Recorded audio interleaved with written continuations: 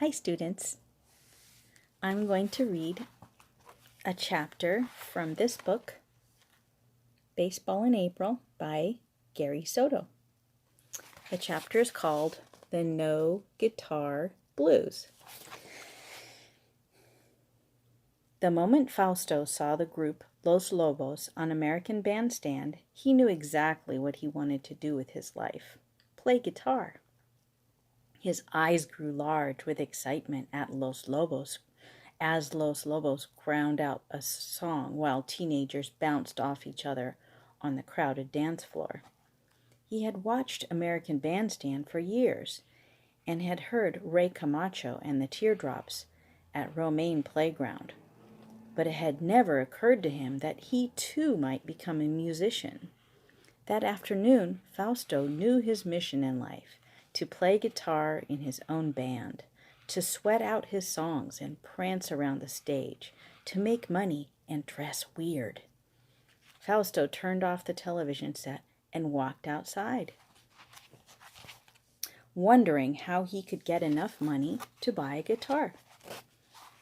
He couldn't ask his parents because they would just say, "Money doesn't grow on trees," or "What do you think we are, bankers?" And besides, they hated rock music. They were into the conjunto music of Lydia Mendoza, Flaco Jimenez, and Little Joe and La Familia. And, as Fausto recalled, the last album they bought was the Chipmunks Sing Christmas Favorites. But what the heck, he'd give it a try. He returned inside and watched his mother make tortillas. He leaned against the kitchen counter, trying to work up the nerve to ask her for a guitar. Finally, he couldn't hold back any longer. "Mom," he said, "I want a guitar for Christmas." She looked up from rolling tortillas. "Honey, a guitar costs a lot of money." "How about for my birthday next year?" He tried again. "I can't promise," she said, turning back to her tortillas, "but we'll see." Fausto walked back outside with his buttered tortilla. He knew his mother was right. His father was a warehouseman at Bervin Rugs, where he made good money, but not enough to buy everything his children wanted. Fausto decided to mow lawns to earn extra money, and was pushing the mower down the street before he realized it was winter and no one would hire him. He returned the mower and picked up a rake. He hopped onto his sister's bike. He had 2 flat tires, and rode north to the nicer section of Fresno in search of work. He went door to door, but after 3 hours he managed to get only one job, and not to rake leaves. He was asked to hurry down to the store to buy a loaf of bread, for which he received a grimy, dirt-caked quarter. He also got an orange, which he ate sitting at the curb. While he was eating, a dog walked up and sniffed his leg. Fausto pushed him away and threw an orange peel skyward. The dog caught it and ate it in one gulp. The dog looked at Fausto and wagged his tail for more. Fausto tossed him a slice of orange, and the dog snapped it up and licked his lips. "How come you like oranges, dog?" The dog blinked a pair of sad eyes and whined. "What's the matter? Cat got your tongue?" Fausto laughed at his joke and offered the dog another slice. At that moment, a dim light came on inside Fausto's head. He saw that it was sort of a fancy dog, a terrier or something, with dog tags and a shiny collar, and it looked well-fed and healthy. In his neighborhood, the dogs were never licensed, and if they got sick, they were placed near a water heater until they got well. This dog looked like he belonged to rich people. Fausto cleaned his juicy, sticky hands on his pants and got to his feet. The light in his head grew brighter. It just might work. He called the dog, patted its muscular back, and bent down to check the license. "Great," he said. "There's an address." The dog's name was Roger, which struck Fausto weird because he'd never heard of a dog with a human name.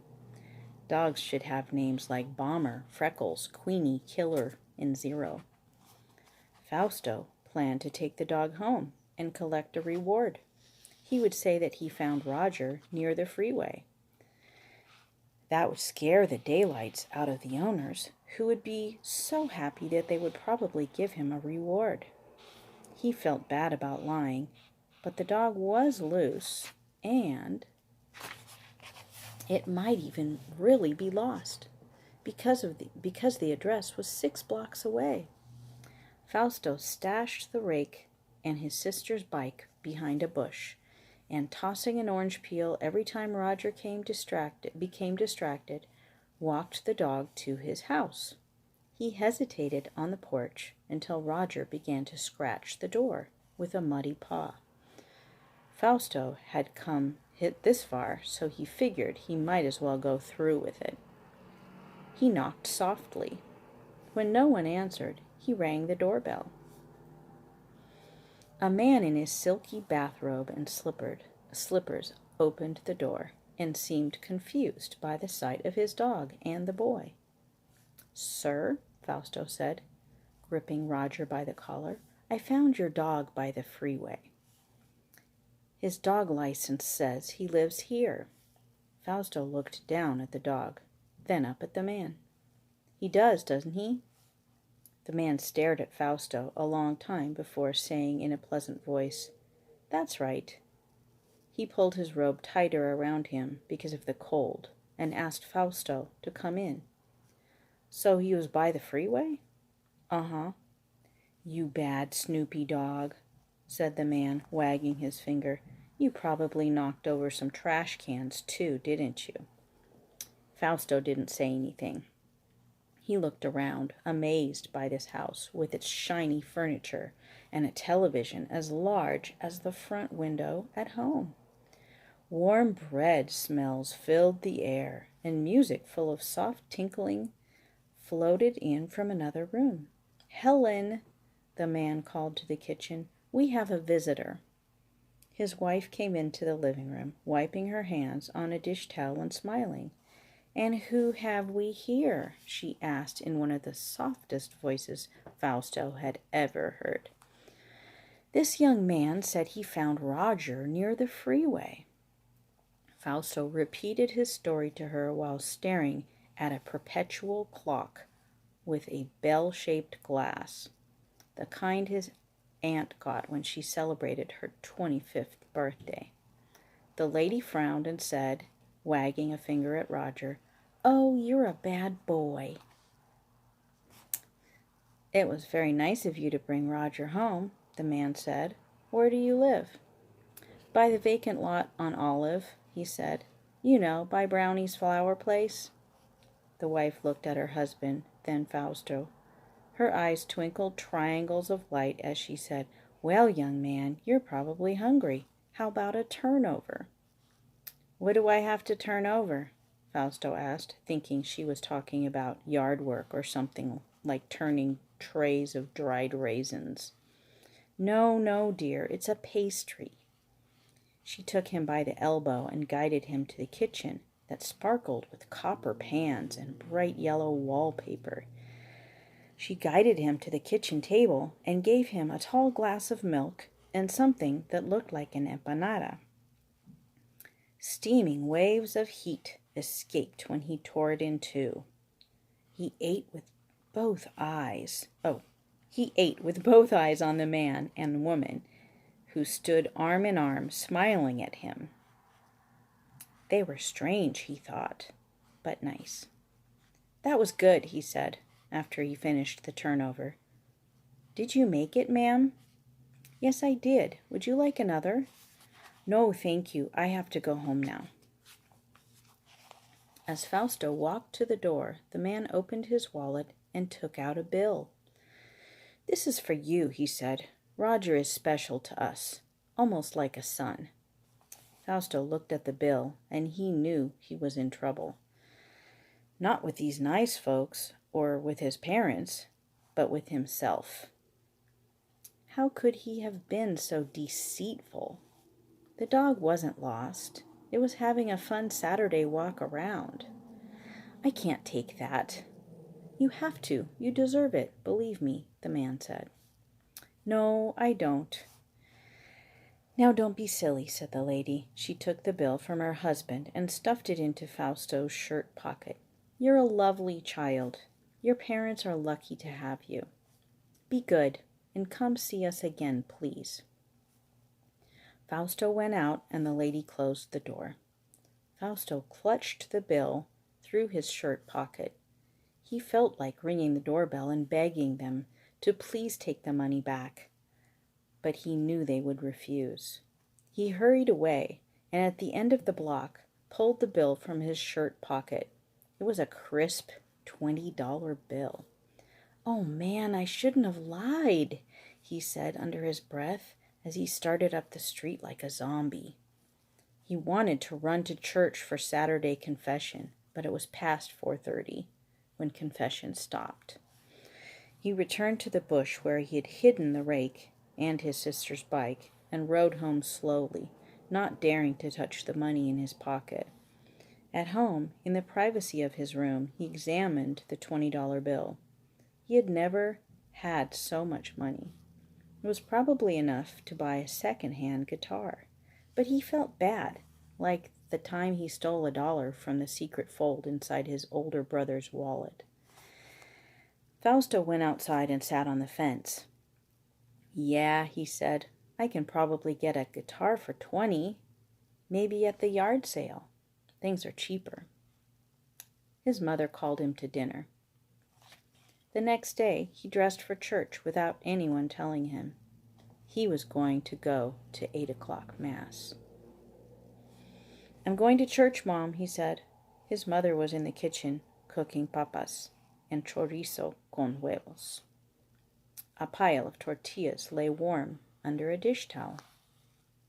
Oh, I'm so proud of you, son, she beamed, turning over the crackling papas. His older brother, Lawrence, who was at the table, reading the funnies, mimicked, Oh, I'm so proud of you, my son, under his breath. At St. Teresa's, he sat near the front. When Father Jerry began saying that we are all sinners, Fausto thought he looked right at him. How could he know? Fausto fidgeted with guilt. No, he thought, I only did it yesterday.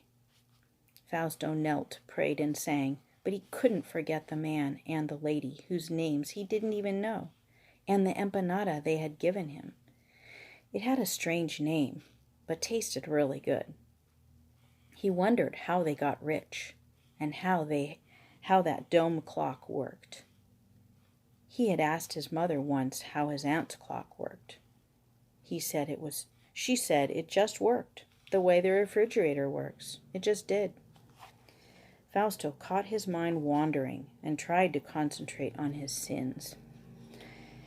He said a Hail Mary and sang, and when the wicker basket came his way, he stuck a hand reluctantly in his pocket and pulled out the $20 bill. He ironed it between his palms and dropped it into the basket. The grown-ups stared. Here was a kid dropping $20 in the basket while they gave just $3 or $4. There would be a second collection for St. Vincent de Paul, the lector announced. The wicker baskets again floated in the pews, and this time the adults around him gave a second chance to show their charity, dug deep into their wallets and purses, and dropped in 5s and 10s. This time Fausto tossed in the grimy quarter. Fausto felt better after church. He went home and played football in the front yard with his brother and some neighbor kids. He felt cleared of the wrongdoing and was so happy that he played one of his best games of football ever. On one play, he tore his good pants, which he knew he shouldn't have been wearing. For a second, when he examined the hole, he wished he hadn't given the $20 away. Man, I could have bought me some Levi's, he thought. He pictured the $20 being spent to buy church candles. He pictured a priest buying an armful of flowers with his money. Fausto had to forget about getting a guitar. He spent the next day playing soccer in his good pants, which were now his old pants. But that night during dinner, his mother said she remembered seeing an old bass guitarron the last time she cleaned out her father's garage. "It's a little dusty," his mom said, serving his favorite enchiladas. "But I think it works. Grandpa says it works." Fausto's ears perked up. That was the same kind the guy in Los Lobos played. Instead of asking for a guitar, he waited for his mother to offer it to him. And she did, while gathering the dishes from the table. "No, Mom, I'll do it," he said, hugging her. "I'll do the dishes forever if you want." It was the happiest day of his life. No, it was the second happiest day of his life. The happiest was when his grandfather, Lupe, placed the guitarron, which was nearly as huge as a washtub, in his arms. Fausto ran a thumb down the strings, which vibrated in his throat and chest. It sounded beautiful, deep, and eerie. A pumpkin smile widened on his face. "Okay, hijo, now you put your fingers like this," said his grandfather, smelling of tobacco and aftershave. He took Fausto's fingers and placed them on the strings. Fausto strummed a chord on the guitarron, and the bass resounded in their chests. The guitarron was more complicated than Fausto imagined, but he was confident that after a few more lessons, he could start a band that would someday play on American Bandstand for the dancing crowds. That's the end of the chapter. Hope you enjoyed that. I'll send out this video with a few questions, and hope you guys have a great day. Bye.